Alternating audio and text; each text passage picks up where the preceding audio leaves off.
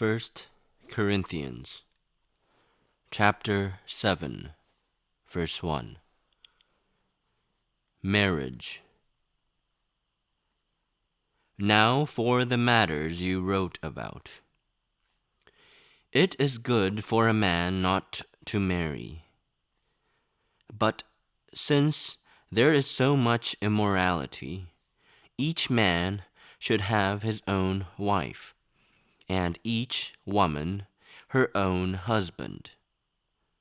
The husband should fulfill his marital duty to his wife, and likewise the wife to her husband. The wife's body does not belong to her alone, but also to her husband. In the same way, the husband's body does not belong to him alone, but also to his wife. Do not deprive each other except by mutual consent and for a time, so that you may devote yourselves to prayer. Then come together again, so that Satan will not tempt you because of your lack of self-control. I say this as a concession, not as a command. I wish that all men were as I am.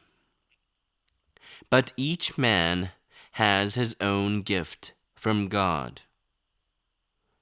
One has this gift, another has that.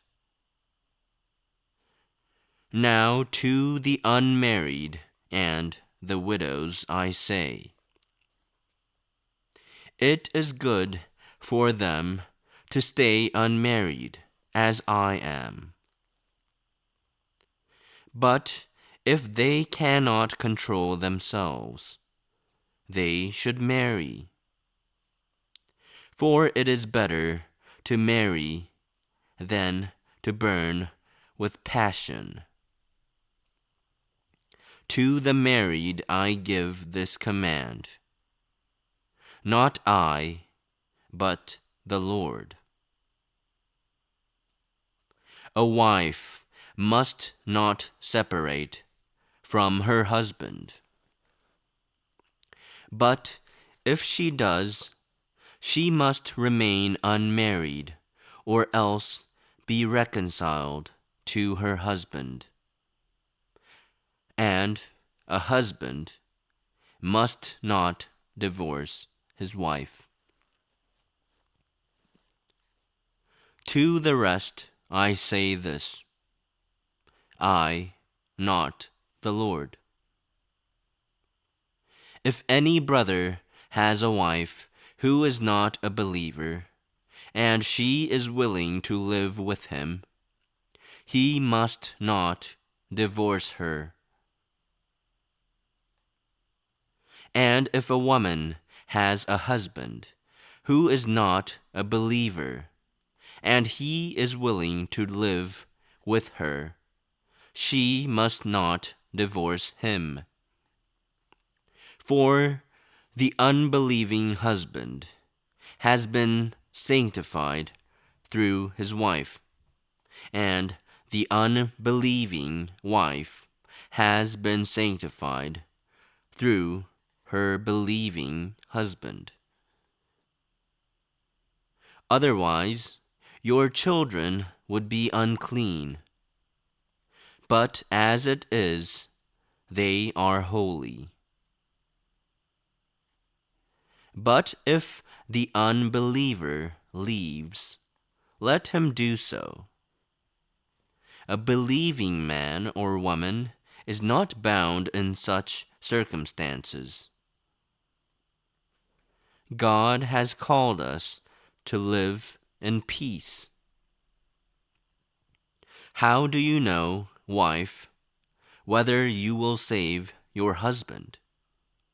Or how do you know, husband, whether you will save your wife? Nevertheless, each one should retain the place in life that the Lord assigned to him and to which God has called him. This is the rule I lay down in all the churches. Was a man already circumcised when he was called? He should not become uncircumcised.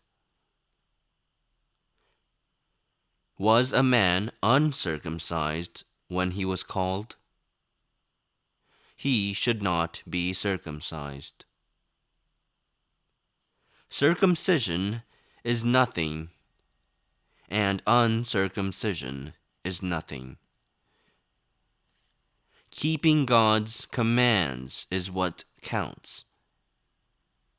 Each one should remain in the situation which he was in when God called him. Were you a slave when you were called? Don't let it trouble you. Although if you can gain your freedom, do so. For he who was a slave when he was called by the Lord is the Lord's freedman. Similarly, he who was a free man when he was called is Christ's slave. You were bought at a price. Do not become slaves of men. Brothers, each man, as responsible to God, should remain in the situation God called him to. Now about virgins. I have no command from the Lord, but I give a judgment as one who by the Lord's mercy is trustworthy. Because of the present crisis, I think that it is good for you to remain as you are. Are you married?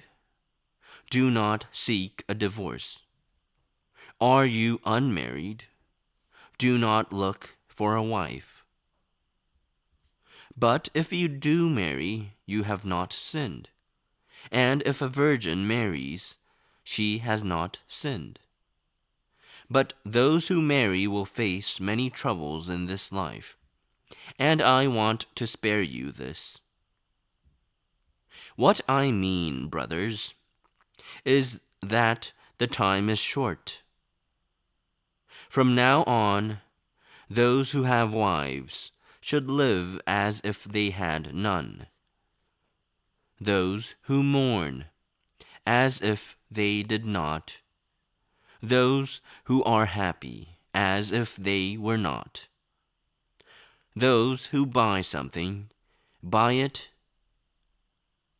Those who buy something, as if it were not theirs to keep. Those who use the things of the world, as if not engrossed in them. For this world, in its present form, is passing away. I would like you to be free from concern. An unmarried man is concerned about the Lord's affairs, how he can please the Lord. But a married man is concerned about the affairs of this world, how he can please his wife. And his interests are divided. An unmarried woman or a virgin is concerned about the Lord's affairs. Her aim is to be devoted to the Lord in both body and spirit. But a married woman is concerned about the affairs of this world, how she can please her husband. I am saying this for your own good, not to restrict you, but that you may live in a right way, in undivided devotion to the Lord. If anyone thinks he is acting improperly toward the virgin he is engaged to, and if she is getting along in years, and if he feels he ought to marry, he should do as he wants. He is not sinning. They should get married. But the man who has settled the matter in his own mind, who is under no compulsion, but has control over his own will, and who has made up his mind not to marry the virgin, this man also does the right thing. So then, he who marries the virgin does right, but he who does not marry her does even better. A woman is bound to her husband as long as he lives. But if her husband dies, she is free to marry anyone she wishes. But he must belong to the Lord. In my judgment, she is happier if she stays as she is. And I think that I too have the Spirit of God.